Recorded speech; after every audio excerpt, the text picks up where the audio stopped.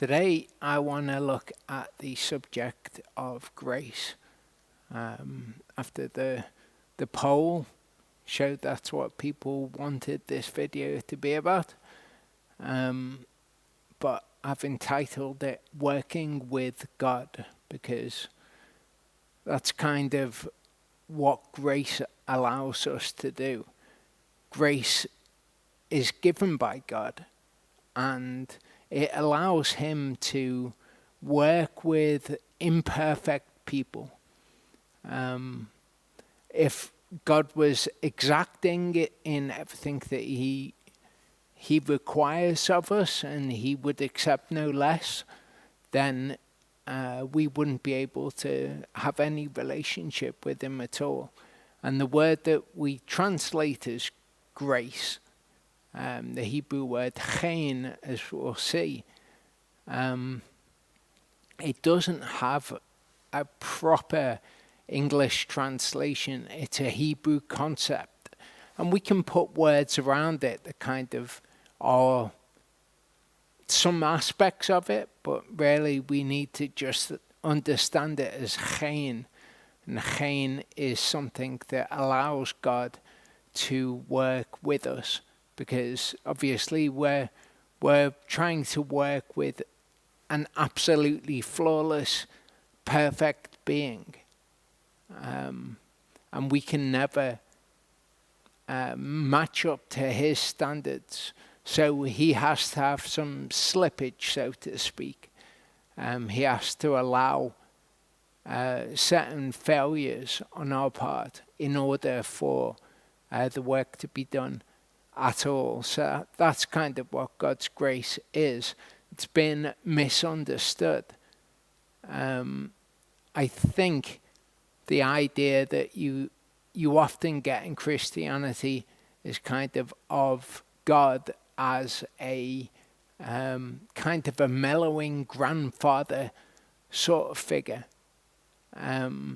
Like he was really harsh in the Old Testament, and in the New Testament he's kind of mellowed out a bit, and he has begun to give grace. And that idea is reflected in certain translations. We see in the King James Version, it says, "For the law was given by Moses, but grace and truth came by Jesus Christ." And you can see why, if you read that, you would think, well, there's a juxtaposition there between the law and grace and truth. But that's not actually what it says. The italics here should alert you to the fact that there is no but that is there. That's something that has been put in there by the translators according to their understanding. And you'll often see this in translations. The translators will try and tell you what they think is being said. And sometimes that's useful, and sometimes it's not. But the insertion of "but" there really changes how that verse is read. In the ISR, it's rendered, "And out of his completeness we all did receive." And favor or grace, the Greek word is charis, upon charis. For the Torah was given through Moshe. The favor/grace, the charis, and the truth came through Yeshua Messiah. So the Torah did not contain a provision for grace, because the Torah is the law. So there is no provision in the law for grace if you break it. It's just the law. That's what you're supposed to do. Grace came by Yeshua through his blood being shed for us to be cleansed and forgiven of our sins. If a judge gives you grace for breaking the law, there is no provision in the law for that. The law states what should be done. If you break that, it is then another person who must give you grace. So this isn't saying the law came through Moshe, but grace and truth came through Yeshua. It's saying the law was given by Moshe, grace and truth came by Yeshua. It doesn't mean that the law has been superseded by that grace. The Torah can't give you grace, as I say. That's not its purpose. All the Torah is for is to tell you what you should be doing and not be doing. We see the word here, charis. This is the word that is used in the Septuagint when chen is used in the Masoretic text. We see that in Genesis 6:8. It says, Noah found charis in the eyes of Yehovah. It actually says charin if you read the Greek that's used there, but it's a form of charis. It's not worth getting into it. It's essentially the same word, or it is the same word with a different letter at the end. The Hebrew word was chen, and as I say, we don't have a good translation of it. You see favor, grace, charm there on Blue Letter Bible, but something that you should be aware of. When Blue Letter Bible uses this section, outline of biblical usage, all that is how the people at Blue Letter Bible think that word is used in the Bible. So sometimes it will be accurate if they've got an accurate meaning of the word. Sometimes it will be inaccurate. You'll see in the Torah commentary, which is almost finished, it's almost ready to go to print now. You will see in that I've done word entries that are like this with how I understand the word to be used in the Bible. But it's not a definition. These things don't define the word. Sometimes definitions are good, and sometimes the doctrine of the person defining the word is bad, so they will give a bad definition. And the same is true to a larger extent with the outline of biblical usage. So that's how they understand the word to be used in the Bible. But that's not what the word means per se.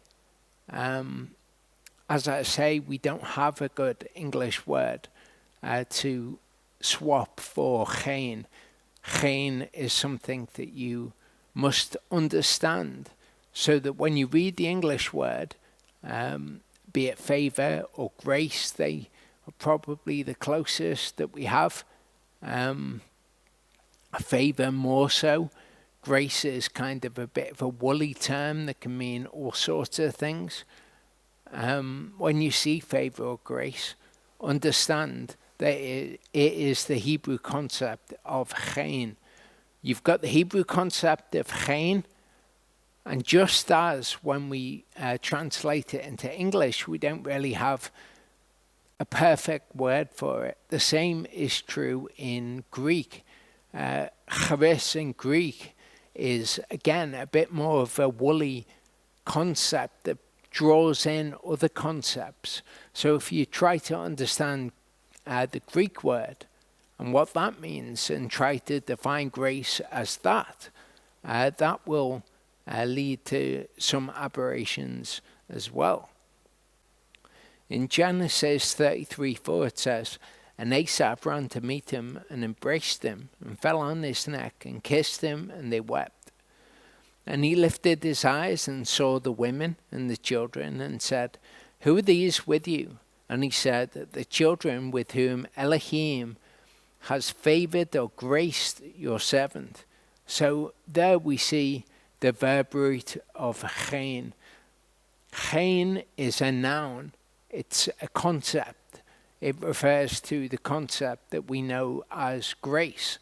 But all Hebrew words have a verb root. It's the action behind the noun, if you like. So the verb root here is chanan. That is what someone does when they show chen.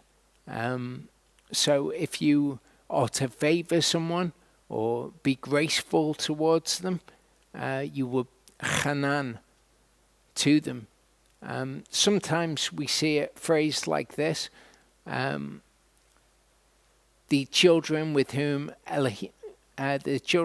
Elohim has favored your servant. And sometimes we see it actually written here as Yehovah gives grace. That could be Yehovah Chanan, but that's not what the Hebrew actually says here.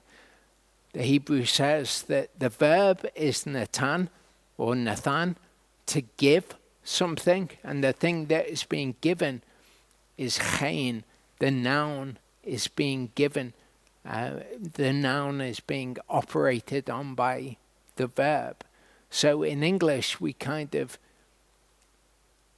see things rendered in a certain way that doesn't really convey to us what the Hebrew says.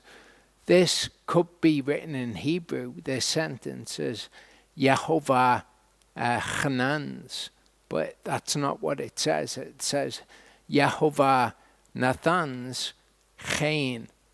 So the English can kind of lead us astray. The same is true with the Greek. We have to remember when we read charis that that's not the concept that we're reading about. There is a related word in Hebrew. You see here when it's talking about the root word, it says compare this word, which is chanan. So this is a related word to chanan, to show chen.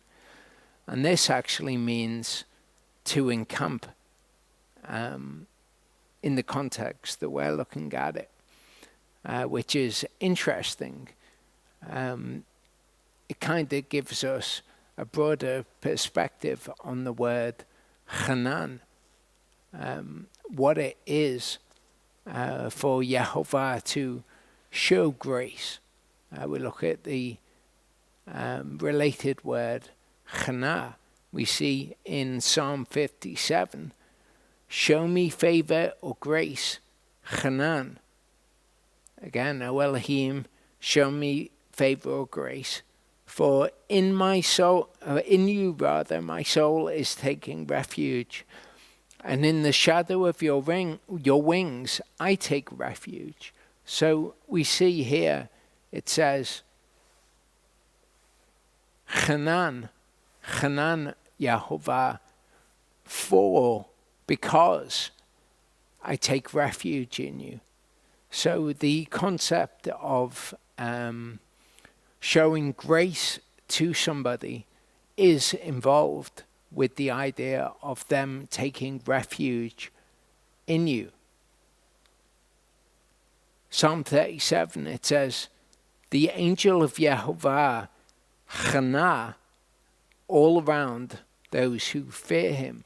So this concept of to show favor or to show grace is connected with this word chana, means to encamp around.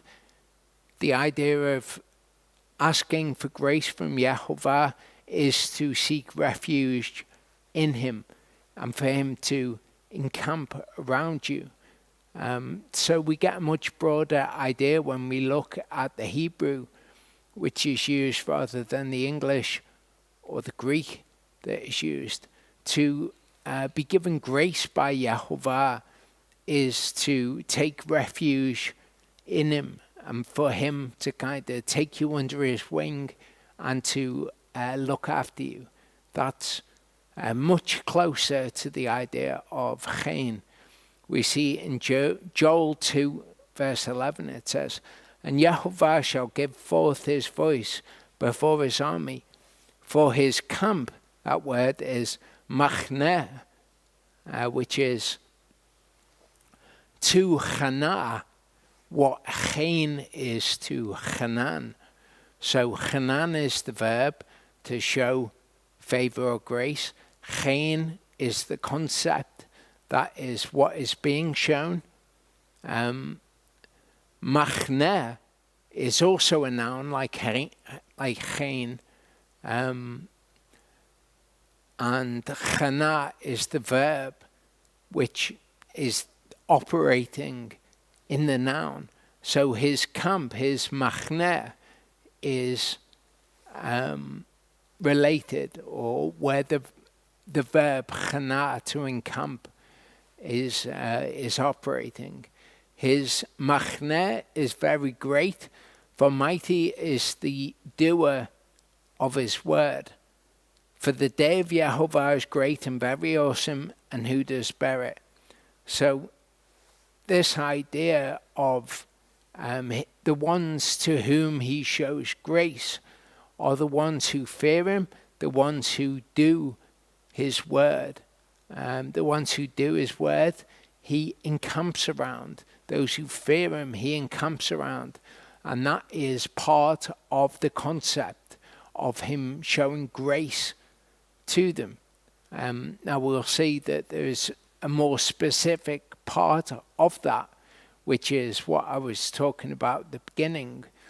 Him basically allowing people to be flawed in order to achieve something.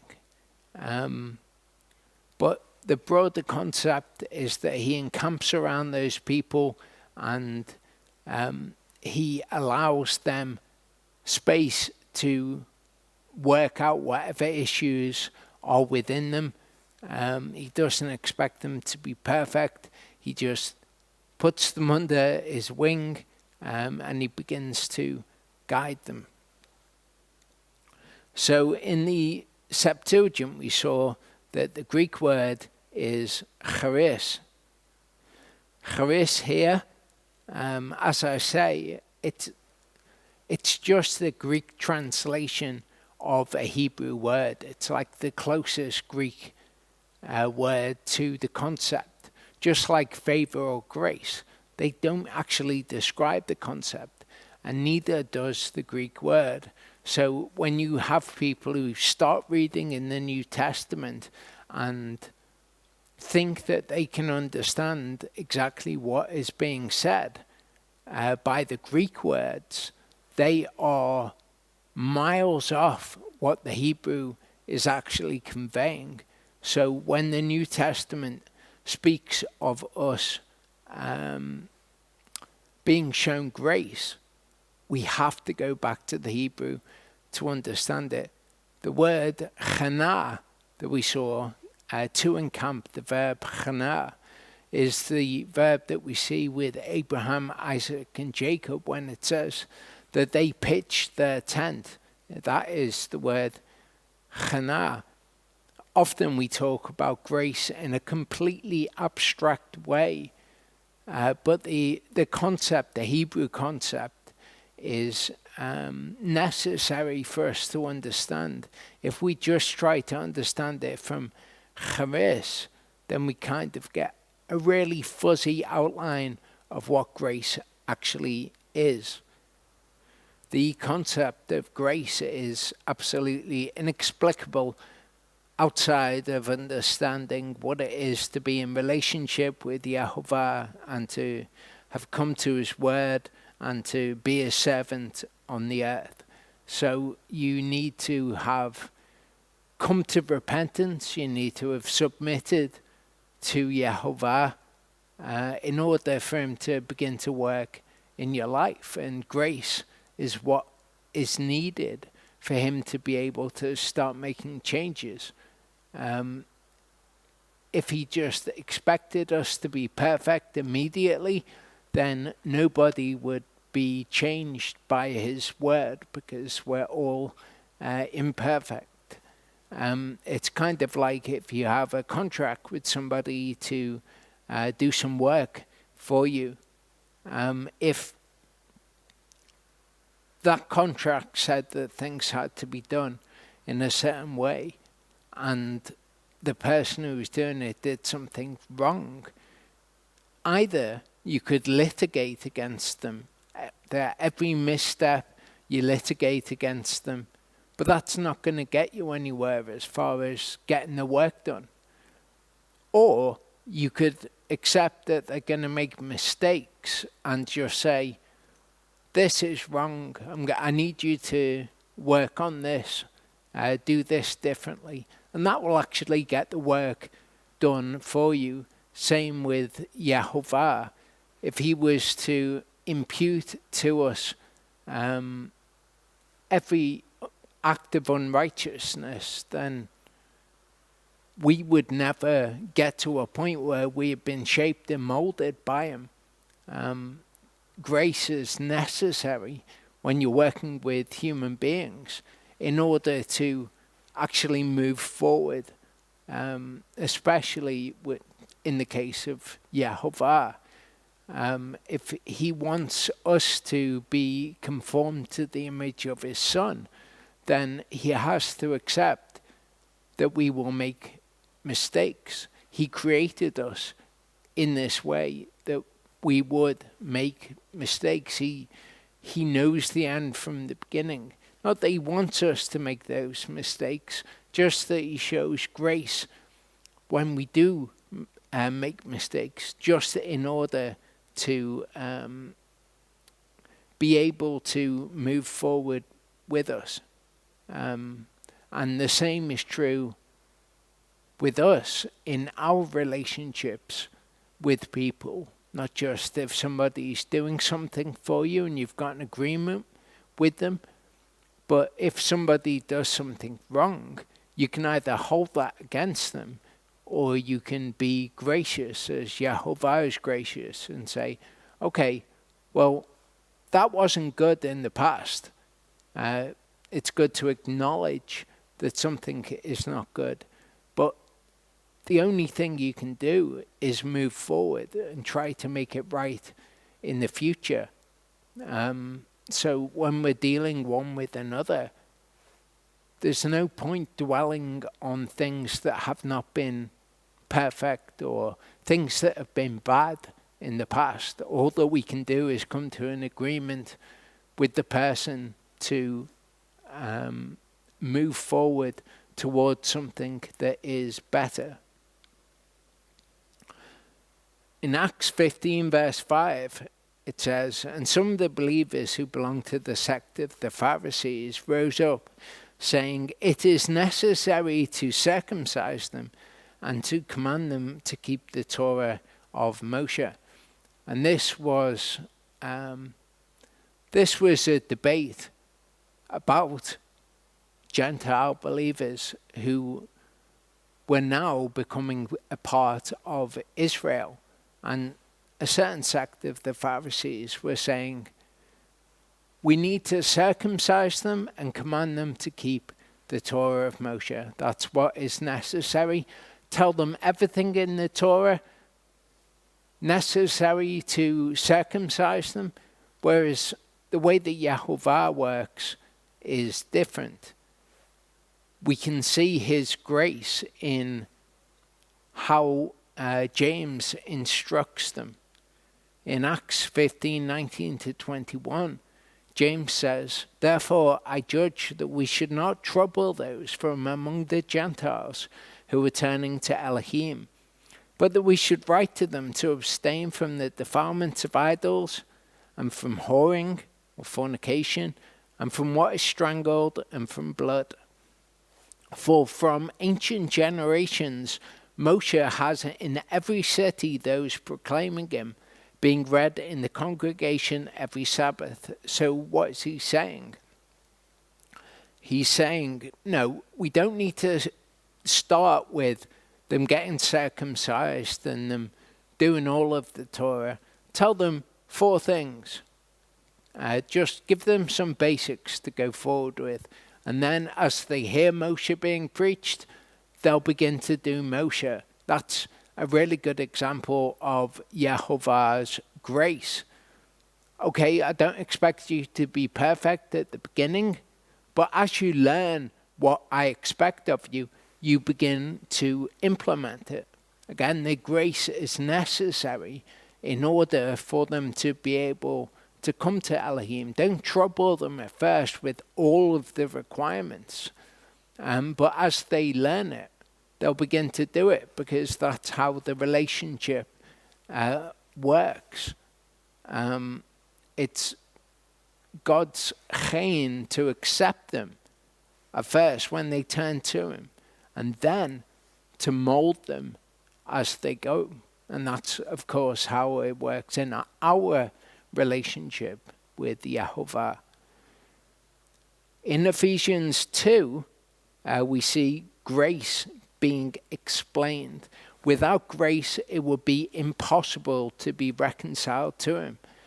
It says, "And you were dead in trespasses and sins, in which you once walked according to the course of this world, according to the ruler of the authority of the air, of the spirit that is now working in the sons of disobedience." So that Yehovah has children who are obedient and children who are disobedient. "Among whom also we all once lived in the lusts of our flesh." That's how the children of disobedience are. They follow the urges of their flesh, doing the desires of the flesh and of the mind, and were by nature children of wrath, as also the rest. But Elohim, who is rich in compassion, because of his great love with which he loved us, even when we were dead in trespasses, made us alive together with Messiah. By charis, by chen, you have been saved. And raised us up together and made us sit together in the heavenlies in Messiah Yeshua, in order to show in the coming ages the exceeding riches of his chen in kindness toward us in Messiah Yeshua.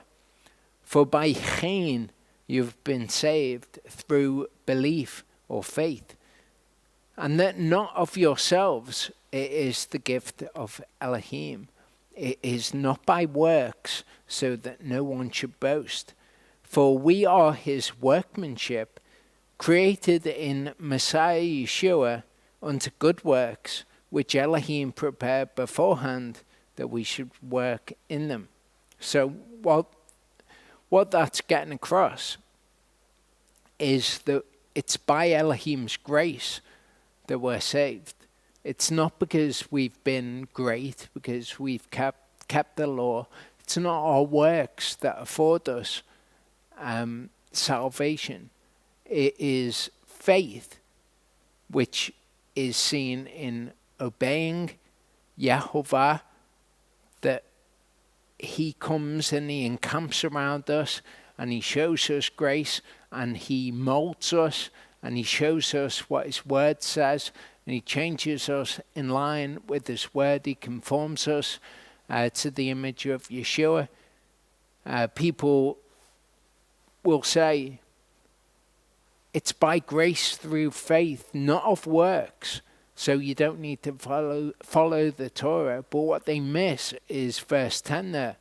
It says that this has been done where his workmanship, he is working on us unto good works. So it's not by works that we're saved, but the process of being given grace is to lead to good works in the end, which Elohim prepared beforehand that we should walk in them. Again, he's outside of time.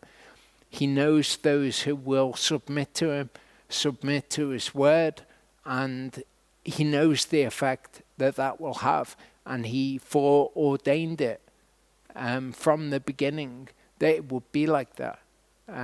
He knew the response of people at certain times, and he knew the effect that that would then have in their lives and in the lives of the people around them.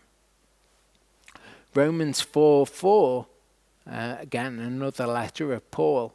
It says, and to him who is working, the reward is not reckoned as a gain, but as a debt. So this puts a fine point on it. The grace that we are given is not something that Yehovah owes to us because of our amazing works. It is something that Yehovah gives us despite our works and the things that we have done in the past. He gives us grace. He looks over those things and he says, okay, those things were bad. Let's move forward to something better. Genesis 12:11-13 says, and it came to be when he was close to entering Mitzrayim, that he said to Sarai, his wife, see, I know that you are a fair woman to look at. Sarai is how that is pronounced in Hebrew. And it shall be when the Mitzrites, the Egyptians, see you, that they shall say, this is his wife, and they shall kill me, but let you live. Please say you are my sister, so that it shall be well with me for your sake, and my life be spared because of you. So Abraham here tells us that he, or told Sarai and us when we read of it, that if they think that she is his wife, they will kill him. So he wants to deceive them. He wants her to say that she is his sister. Later he will say in Genesis 21 that actually she is his half-sister. But his purpose is explained here to be to deceive these people. And this is an example of Yehovah's grace, how he comes and encamps around Abraham. Abraham is not perfect. We see him lying here instead of trusting in Yehovah. We see that he wants to deceive people instead. But Yehovah is with him. He's encamped around him, and he will make sure that things will work out in the best way for Abraham. And we see that when Abraham leaves Egypt, in Genesis 12 verse 20, and Pharaoh commanded his men concerning him, and they sent him away with his wife and all that he had, everything that he had been increased by in Egypt. So even though Abraham had done something wrong, Yehovah is still encamped around him, and he makes sure that he is protected. And Pharaoh sends him away with wealth. So the black and white sort of idea of Yehovah that Job's friends seem to have is not right. It's not, well, if you do good, then Elohim will do good to you. If you do bad, Elohim will do bad to you. It's much more subtle and nuanced than that. Abraham did bad, but he has Yehovah's grace. Now, Abraham might do good, and Yehovah bring upon him something that he perceives immediately as bad, but it's for a purpose. Just like we see with Jeremiah being cast into the cistern. Jeremiah was a servant of Yehovah, and yet he found himself in a position that he wouldn't have thought, oh, this is good, this is working out great. But in that position, it enabled him to be given bread during the siege when nobody had any food. So Abraham does something bad. We see good things happening to him in his life, and that is because of Yehovah's grace. Even though Abraham is not perfect, we see a promise being given to him. I shall establish my covenant between me and you and your seed after you in their generation for an everlasting covenant. I shall give to you and your seed after you the land of your sojournings, all the land of Canaan, as an everlasting possession, and I shall be their Elohim. So an amazing promise which is given. But in order for Yehovah to get to that point, for the kingdom to be on the earth, he needs to give grace to Abraham.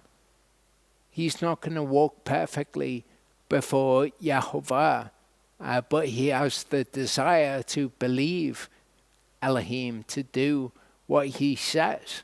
So Elohim can work with a person who is submitted to them, and he can show grace to them. But the idea that he shows grace to the disobedient is to just completely misunderstand the idea of grace.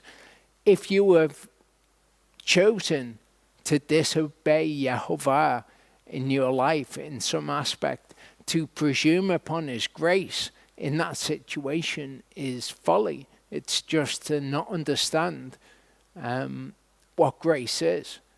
To just sin willfully and presume that Yehovah is going to give you grace doesn't make any sense.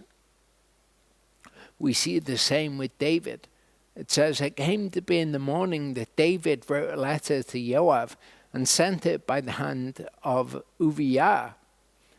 And he wrote in the letter saying, set Uriah in the front of the heaviest battle, and you shall turn away from him, and he shall be smitten and shall die.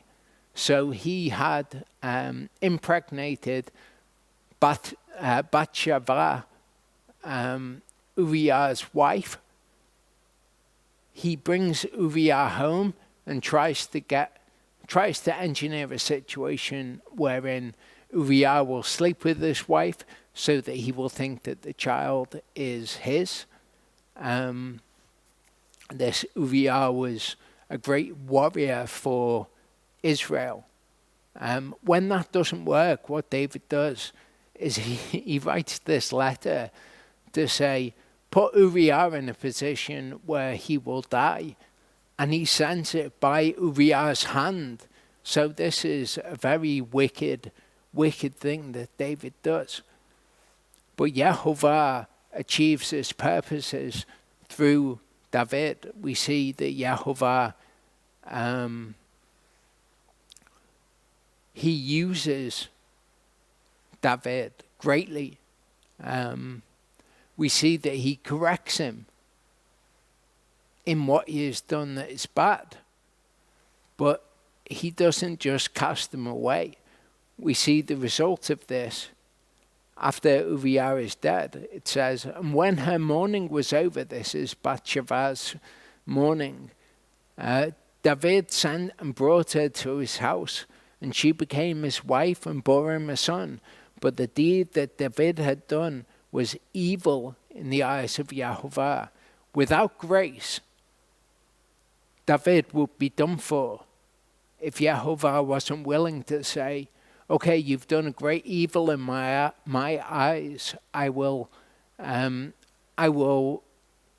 correct you, but I will forgive you if you repent. Without that, then all of the things that David did subsequent to this would not be the case. So Yehovah had a purpose, and in order to facilitate his relationship with human beings, he has to give chen. And just like with Abraham, this is said to David. I have made a covenant with my chosen. I have sworn to my servant David. I establish your seed forever and shall build up your throne to all generations. Even though David had slept with another man's wife and then killed that man by sending him to the front line, even though he'd done that, he still has this promise from Yehovah because David is important to Yehovah. He has a heart after Yehovah's heart, not in the murder and the adultery and all the bad things that he did, but he gets that he needs to be submitted to Yahovah. You just need to read Psalm 119 to see how David felt about Yahovah's word. He was willing to be changed by it, and that is the position that we need to be in. Except, look, we're flawed. We're going to make mistakes, but willfully making mistakes and presuming upon Yahovah's chen is completely different to setting your sights on the word, walking in the word, and then something happening and you're making a bad decision in the moment, recognizing it as a terrible decision, casting it off, repenting of it, and then getting back on the path. I can't guarantee you that chen will be shown to you, but they are the circumstances in which Yahovah shows chen. Psalm 84, verse 11 again, it says, "For Yahovah Elohim is a sun and a shield. Yahovah gives chen, he chanans and esteem. He withholds no good matter from those who walk blamelessly." And the idea of walking blamelessly, Charlie's mentioned this, it doesn't mean that you're going to be flawless. It's like wearing a clean shirt and trying not to get it dirty. If you get it dirty, then you will have to cleanse the shirt. But that's not how you would go about your life. Oh, I'll just get the shirt dirty and clean it. The way you would go about your life, you've got a nice shirt, is you would want to keep it clean. So those are the people whom Yahovah will encamp around. Those are the people to whom Yahovah shows chen. In Proverbs 24:15-16 it says, "Do not lie in wait, O wrong one, against the dwelling of the righteous.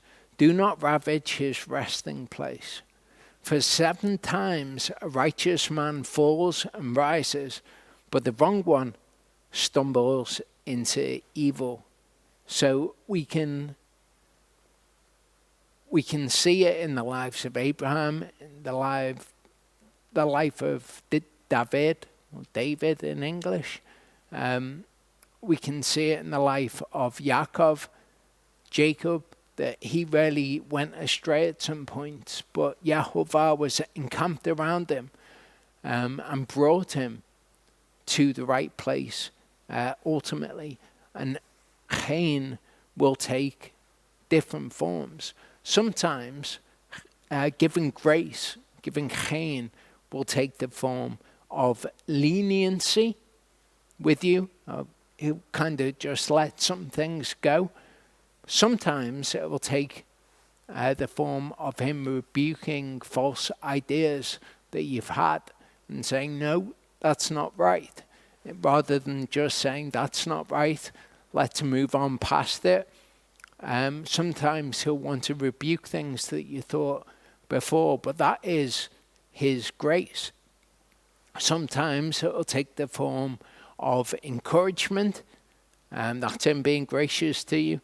Sometimes it will take the form of refining or punishment, but his refining or punishment is also his grace. It's part of him coming and encamping around you in your life and getting you to the right place. All of it is grace, and yet only really leniency would be recognized by a lot of people who would profess to follow the Bible. So I hope that's enabled you to see what is really being spoken of in the New Covenant writings, how we see it in the Old Testament, and give you a new appreciation of how Yahovah is working in your life, what his grace is to you. So, Yahovah willing, I will see you next week.